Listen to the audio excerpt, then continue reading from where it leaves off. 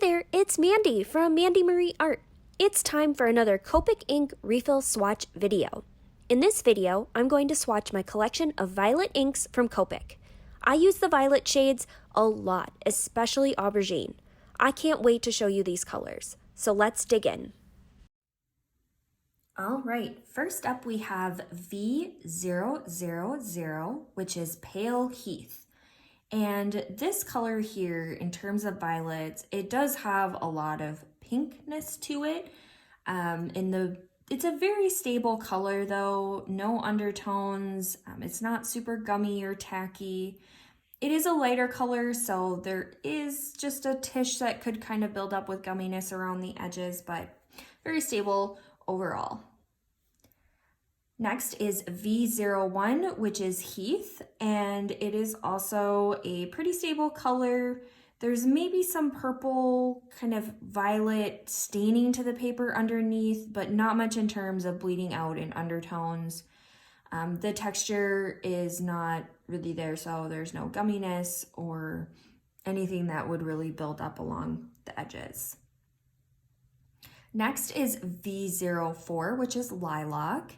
And there's a lot of bleeding happening with lilac here. So you're gonna see some vibrant kind of pink that will bleed out, and then there's like a deeper hue of purple underneath along the edges.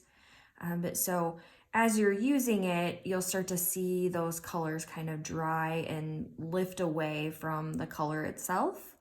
But it is not a gummy color, or there's not a lot of texture with it. Next is V06, which is Lavender. And lavender has some bluish undertones that you'll kind of see underneath and along those edges, and then also some pink that kind of bleeds out along the edges as well. It is not a tacky or gummy or texture like ink, so there isn't much in terms of buildup. And so it's a pretty stable color where that's concerned, but there's some bleeding of the blue and the pink in there.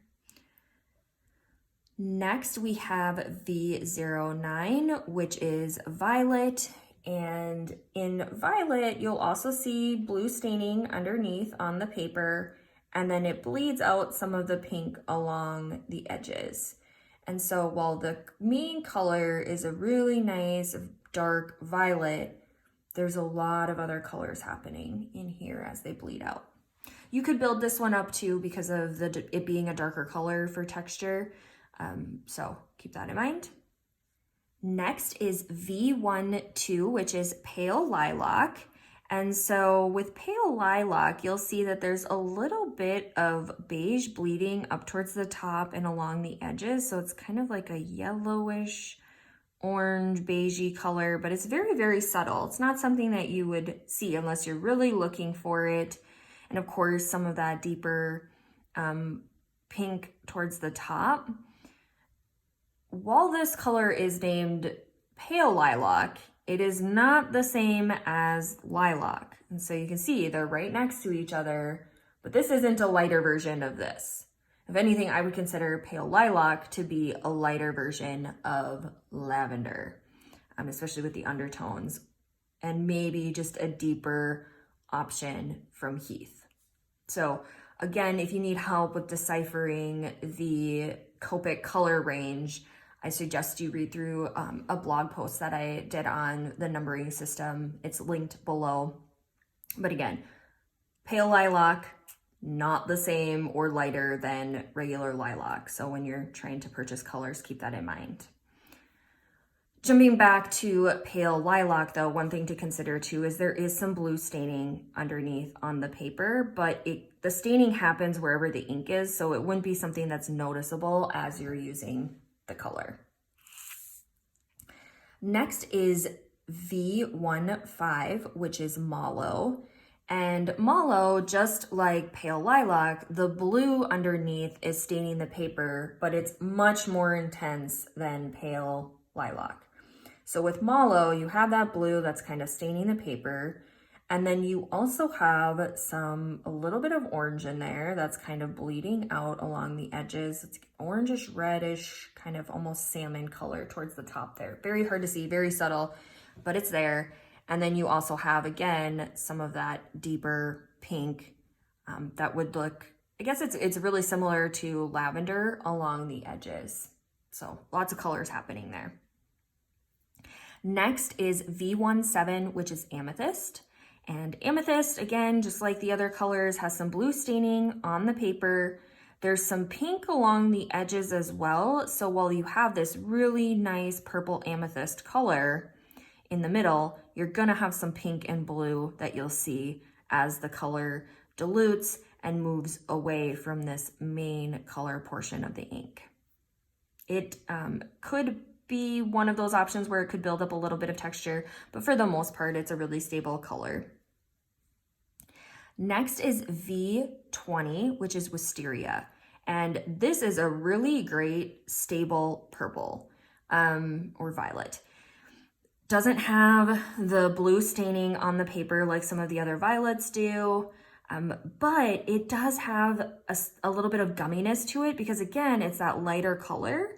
But overall, really stable, really pretty, just soft violet. If you're looking for like that pastel violet, this is a good option. Next is V22, which is ash lavender. And ash lavender goes back to staining the paper again. So there's that blue underneath the purple. And it's a really nice soft lavender though, or an ash lavender. It is dull, there is some grayness to it. There's a tiny bit of like a subtle pink to it along the edges, but it's not really like a true bleeding component. It's just a little there, it's kind of soft. Next is V25, which is pale blackberry.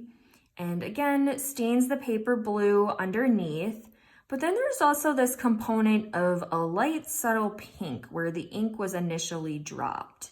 And so it's this really kind of interesting ink when you're using it. It is a more dull color. I think there's a little bit more gray to it. It can get gummy or tacky along the edges where the ink built up. So there's a lot happening with this one too, as with all of the violets, as you're probably starting to gather. Next is V28, which is eggplant. And again, staining of blue on the paper underneath. There's some pink along the edges, very subtle though, but there is some there. And then of course this is a dull color, so there is gray in it, and you can definitely see the gray in there. And then of course that really kind of just lovely purple eggplant color. Not much for tackiness or gumminess in this color option. All right, next is V91, which is pale grape. Again, staining on the paper with that blue color. And then this color is a pretty stable color otherwise, other than that blue staining. It is a nice, soft, kind of pink color. It can build up some gumminess along the edges, and so watch out for that as you're using it. Next is V93, which is early grape. And early grape also stains the paper blue, but this one builds up a lot of gumminess, a lot of texture along the edges when it's drying. And so it can be kind of a challenge to work with, but you'll need a lot of blending solution to kind of loosen that up so that it doesn't get too cakey as you're using it. Next is V95, which is light grape. And again, staining of the paper blue. There is kind of some yellowing or beige kind of color along the edges in there. Really subtle though, hard to see unless you're looking really close for it. And this color, like the previous two, can also get gummy along the edges and build up in texture. So it can be a bit challenging to use. And then finally, we have V99, which is aubergine. And aubergine also stains the paper blue underneath. So you're gonna see a lot of blue when you're using this color. And then there's some kind of red along the edges, along with a little bit of that beige yellow again. It's very subtle, but it's there. and along those edges. This color you can definitely build up in texture along the edges, so you can get really some nice thick definition with it. But it's a really great color to use. It's a color that I use quite a bit, especially when I'm working with red tones and accenting with blue. All right, one last look at my personal collection of violet inks from Copic. If you enjoyed this video and want to learn more about alcohol ink, go ahead and hit that subscribe button below and you'll be notified the second I upload a new video. So that's it from me. Let's meet up again.